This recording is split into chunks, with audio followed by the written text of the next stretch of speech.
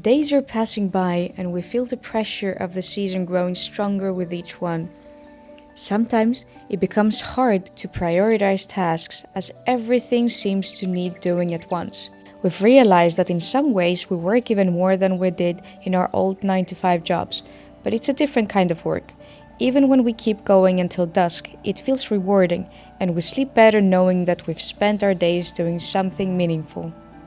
As spring moves on and the village markets fill with flowers and trees for sale, we couldn't resist buying a few new ones to replace those that were affected by the cold winter, plus a couple of extras. This time, we're choosing more cold-resistant plants to give them a better chance of surviving the winter ahead.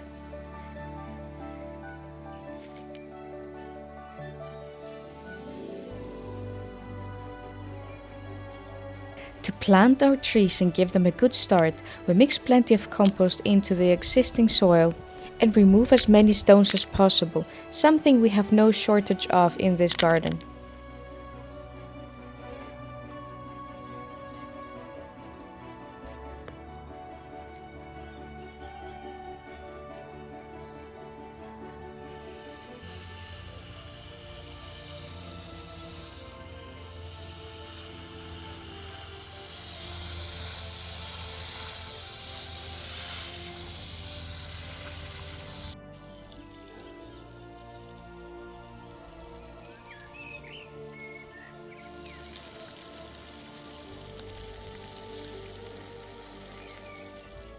So we went to this flower market today in a city close by, and we got some new fruit trees because some of the ones we planted late fall last year have died.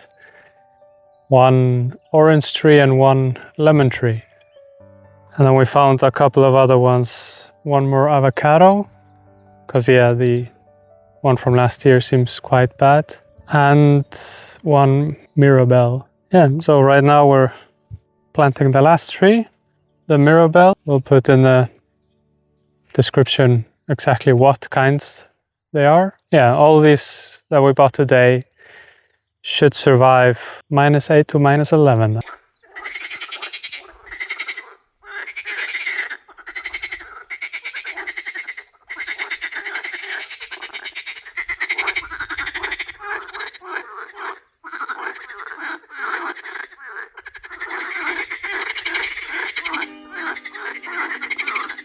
After planting the fruit trees, we moved on to another task, an important one, starting to install the irrigation system.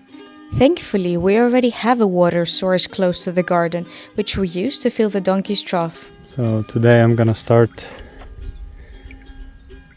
digging out next to this pipe to put a new one. It's gonna be laid in the ground by the tractor all the way across this field and down to the lower field. And then I'm gonna take some exits every now and then just to have water all over the garden. I'm gonna put a automatic watering system. For now, it's gonna be automatic for the greenhouse, the polytunnel, and then the little beds over there as well.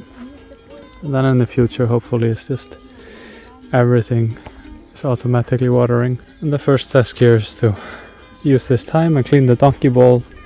Start digging. First I dig with a digger, a little trench, so I can lay the pipe where I want it exactly, and then I try and put it in with a tractor. I've never used that device, but it seems kind of self-explanatory, so we'll see what happens.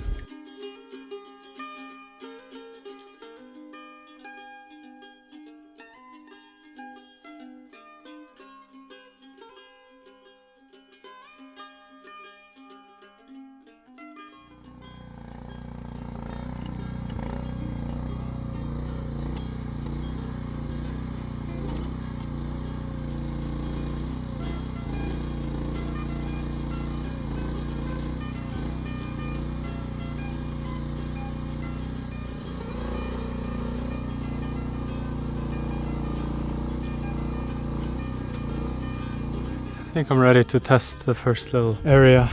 So I'm gonna hook the little plow on the back of the tractor. See if I can drag this water hose from this ditch and then into this one. And if it works, I'll continue all the way down to the lower field. I think we might need water soon for the fruit trees down there. So the tool is now attached. The water pipe feeds through here into the ground after we plow through. And then I've put on this abomination to hopefully make the feeding of the pipe into the ground automatic, or like, yeah, we'll see how it works. Sometimes, no matter how prepared you feel for a task, something can always go wrong. Managed to make a stupid mistake yet again. I put the bracket on upside down, so it doesn't work as it should, obviously. So now I have to go get some tools, swap the mount around. I should have noticed this while putting it on, because it doesn't go on like any other equipment. I just didn't realize you could put it upside down, but managed to do it. So now we're ready to start. I've flipped the plow fasteners are the correct way, not upside down anymore. And I've added a little broom on top of there, so the pipe hopefully slides a little better. It's getting a little caught on the beam. Digging a trench to lay the pipe that will bring water to the polytunnel turned out to be anything but simple. We thought the tool would do the job instantly, but that wasn't the case. Instead, we had to practice on another patch of land just to understand how it worked. Only then did we realize that our clay-heavy soil needed several passes before the trench was deep enough to safely lay the pipe.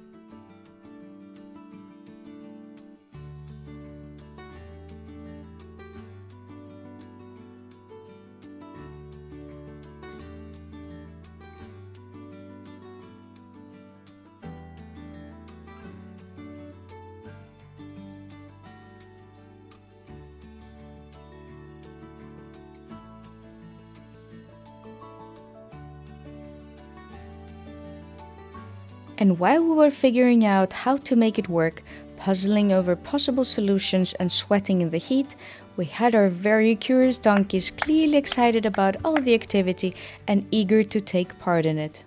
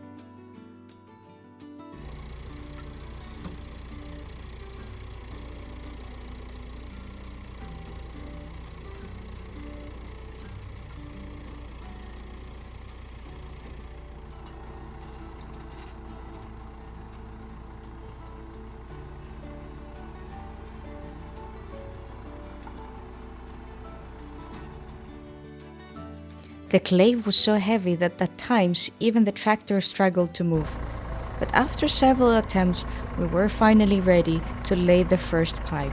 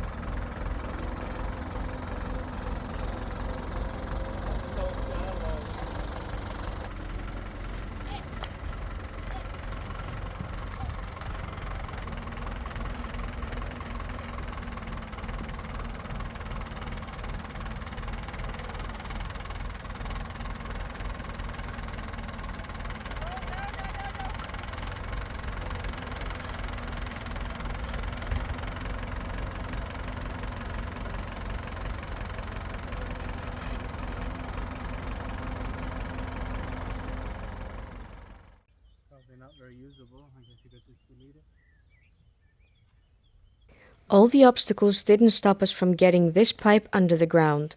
Now the next step is to pack the disturbed soil back into place and move on to connecting the rest of the garden to the irrigation system.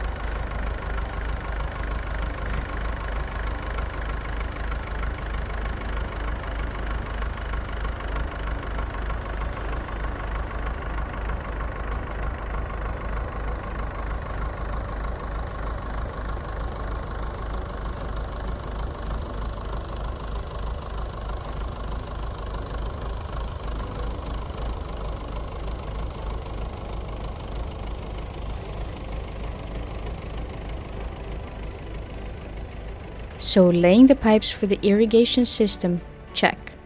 But since there is no pause in parallel projects on our farm, let's see what we can do to create a good environment for our bees, making sure they have enough space and don't swarm in the near future.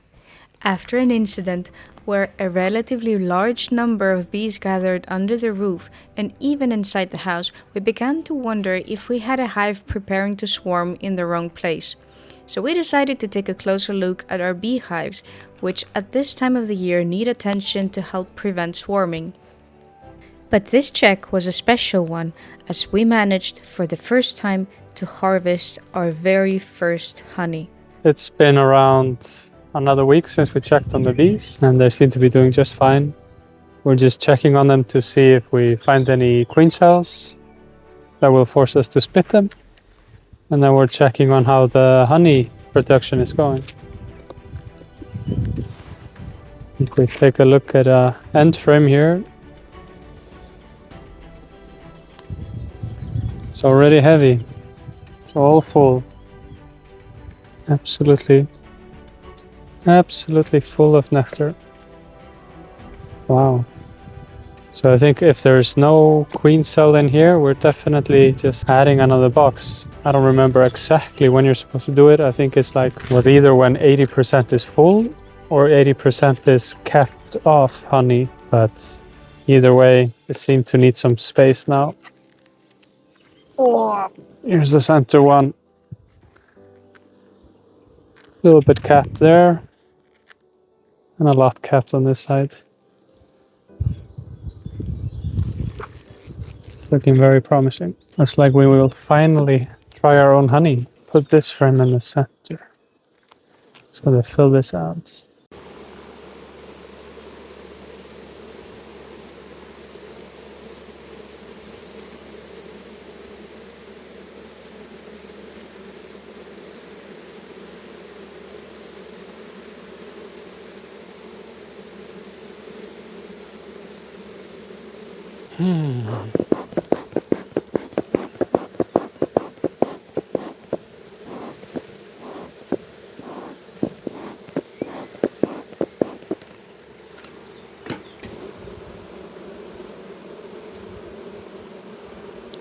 We got impatient and we decided to harvest our first honey now. So we're gonna have some honey cake. Woo!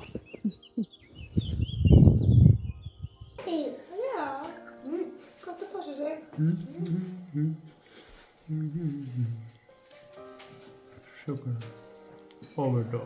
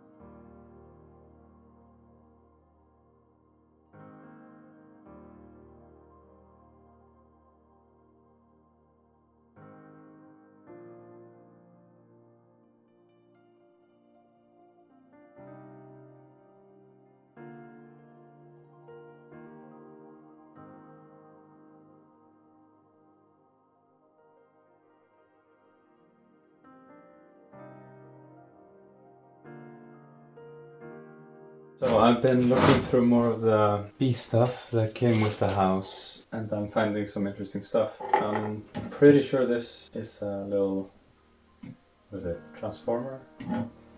To heat the wires to melt some wax for the frames. I mean, everything's a little beat up, but it all came with the house since this was a bee farm previously. I'm gonna see if I can give it a go to improve the frames that came with some of the stuff with the house.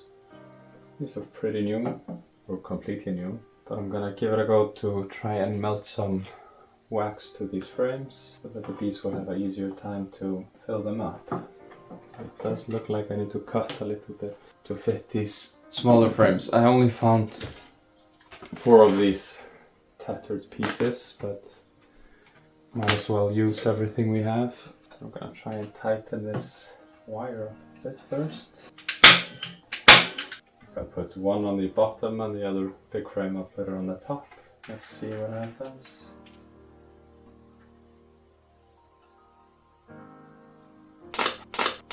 Ooh. Okay, too close together.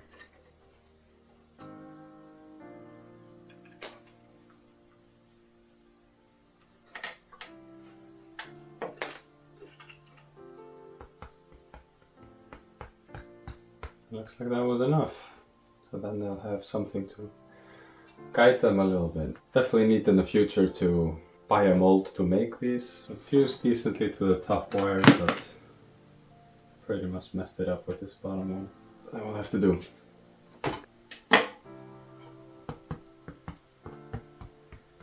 Alright, so it's just a learning curve.